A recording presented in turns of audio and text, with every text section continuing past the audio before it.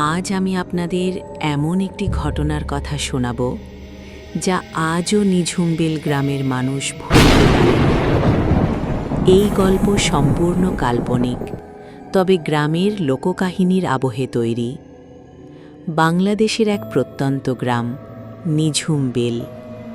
চারদিকে বিশাল বিল, কুয়াশা আর নির্জনতা।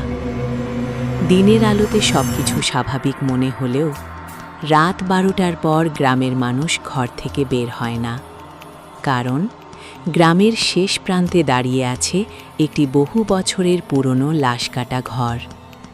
লোকমুখে প্রচলিত আছে, গভীর রাতে সেখানে একটি মেয়ের কান্নার শব্দ শোনা যায়। সেই গ্রামেরই দরিদ্র পরিবারের একটি মেয়ে ছিল। তার নাম আয়েশা। খুব সাধারণ একটি মেয়ে। স্বপ্ন ছিল পড়াশোনা করে পরিবারের মুখে হাসি ফোটাবে।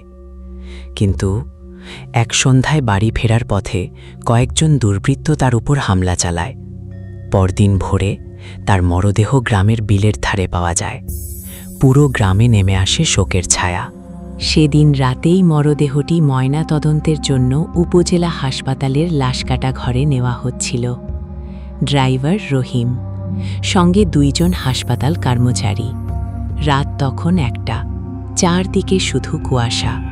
হঠাৎ গাড়ির ভেতর থেকে খুব মৃদু কান্নার শব্দ ভেসে এলো। রহিম ভাবলেন হয়তো বাতাসের শব্দ, কিন্তু কয়েক সেকেন্ড পর একটি মেয়ের কণ্ঠ, "ভাই, গাড়ি থামান।"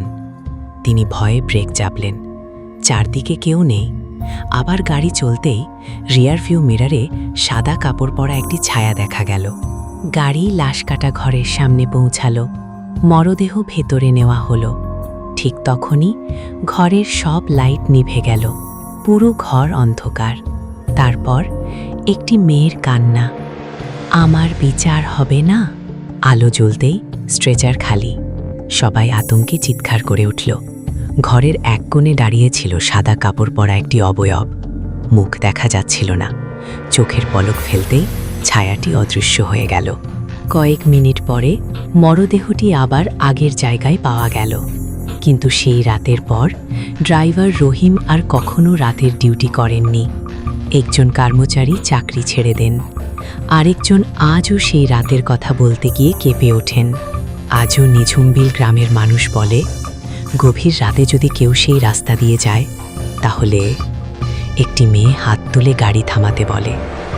আপনি যদি কখনো এমন কাউকে দেখেন, তাহলে পেছনে ফিরে তাকাবেন না, কারণ কিছু রহস্য চিরকাল রহস্যই থেকে যায়।